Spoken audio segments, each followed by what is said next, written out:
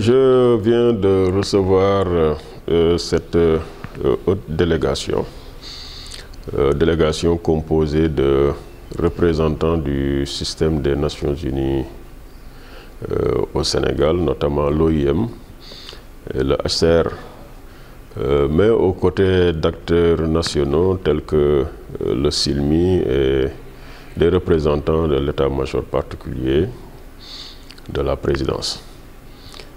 Alors, je les ai reçus donc dans le cadre d'une mission qui les conduira dans différentes localités de la région de Saint-Louis pour s'enquérir de la question des migrations. Alors, qui leur permettra également d'avoir une idée du potentiel d'accueil de la région de Saint-Louis, mais surtout d'une prise en charge de migrants, voire de réfugiés ou de personnes déplacées. Alors je salue l'initiative et je soutiens également une telle mission parce que la région de Saint-Louis est une région frontalière et nous avons plusieurs points d'entrée et le plus grand point d'entrée c'est celui de Rosso. Alors Rosso, où les statistiques révèlent un nombre assez important de flux entre le Sénégal et la Mauritanie, donc flux migratoires. Nous savons tous que les Sénégalais sont par nature hospitaliers. Alors, des personnes s'y sont installées et aspirent également à disposer de commodités au même titre que les résidents officiels. Alors, dans le cadre de cette mission, nous allons répertorier en relation avec ses partenaires l'ensemble des services accessibles aux migrants pour qu'ils puissent être bien pris en charge, qu'ils puissent s'épanouir, mais qu'on puisse également maîtriser les migrations et qu'on puisse abolir, le cas échéant, les migrations dites irrégulières. Parce que le rôle du SILMI, avec son pendant au niveau régional, le comité régional de lutte contre la migration irrégulière, c'est de faire en sorte qu'on évite les départs pour des destinations parfois qui sont des mirages. Alors là également, nous y travaillons, toujours en relation avec nos partenaires. Alors, pour terminer, je voudrais véritablement, en relation avec les services techniques de la région, qu'on puisse travailler avec ces structures pour que les objectifs soient atteints, que la question de la migration soit maîtrisée et que les migrants de retour au Sénégal ou qui y sont déjà, que ces migrants-là également puissent être bien pris en charge, bien traités et qu'ils puissent évidemment s'épanouir au Sénégal. La vérité, c'est que nous avons une longue tradition de collaboration avec les structures des Nations Unies, donc le système des Nations Unies. Alors, c'est une collaboration qui nous a valu beaucoup de satisfaction, qui a été mutuellement enrichissante et que nous nous devons de protéger.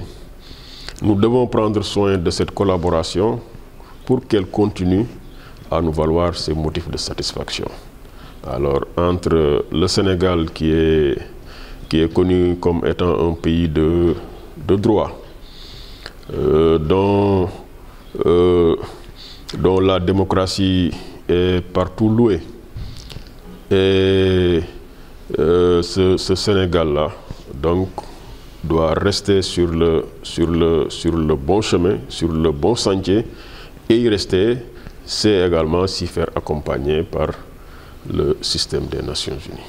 Aïssata Kane, je suis la nouvelle chef de mission de l'OIM Sénégal, mais je couvre aussi la Gambie, Sierra Leone, Guinée-Bissau et Cap-Vert. Nous sommes venus à Saint-Louis d'abord, merci à l'invitation du gouverneur et à l'accueil du gouverneur Sall qui nous a permis de venir dans cette belle région pour une première mission d'évaluation avec le HCR dans le cadre global de notre réponse onusienne aux déplacements mixtes.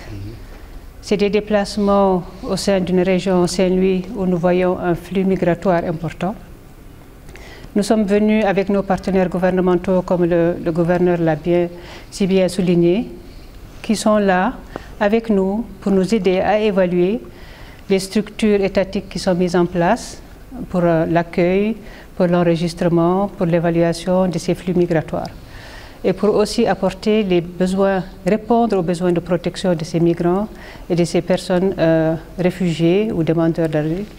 Et puis de voir aussi dans quel contexte nous pouvons travailler ensemble avec le gouvernement, sous les priorités du gouvernement, à vouloir répondre à des flux migratoires qui devraient être maîtrisés.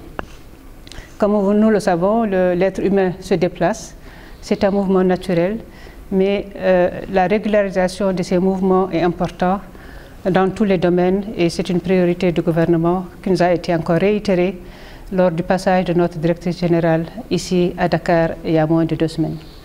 C'est une mission qui vient s'ancrer dans une perspective de soutien, dans une perspective d'accompagnement du gouvernement, des structures gouvernementales, dans une perspective aussi de comment nous pouvons ensemble s'assurer que ces services qui sont au front pour recevoir les migrants dans des points d'entrée, que ce soit à Rosso ou ailleurs dans la région ou même un peu partout au Sénégal, ce sont des services qui prennent en compte la protection des personnes qui traversent les frontières, qui prennent en compte les droits de ces personnes, qui prennent en compte les besoins spécifiques de personnes vulnérables telles que les enfants et les femmes, mais aussi qui prennent en compte la dimension économique de ces personnes.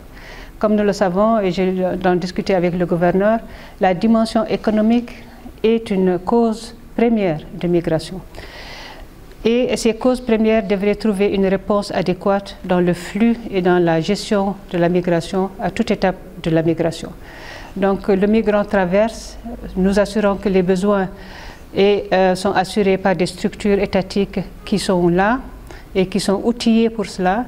Et nous sommes venus ici pour voir avec ces structures étatiques quels sont leurs besoins en termes de matériel, en termes de ressources humaines, en termes aussi de comment est-ce que nous pouvons, nous, en termes de structures onusiennes, aider à ce que ces structures prennent vraiment à bras le corps ces flux migratoires et déroulent un peu tous les services qu'ils peuvent offrir à ces migrants qui passent.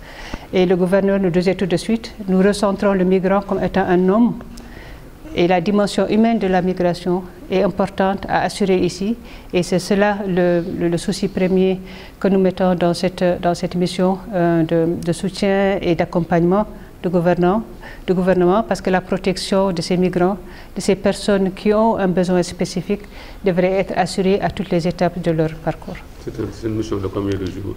C'est une mission de 3 jours. Nous sommes ici jusqu'au 30 et nous allons nous déplacer au sein de la région. Nous allons à Dagana, nous allons aussi à Rosso Beccio et puis rencontrer aussi les autres autorités qui sont aussi là pour évaluer, recueillir leurs doléances.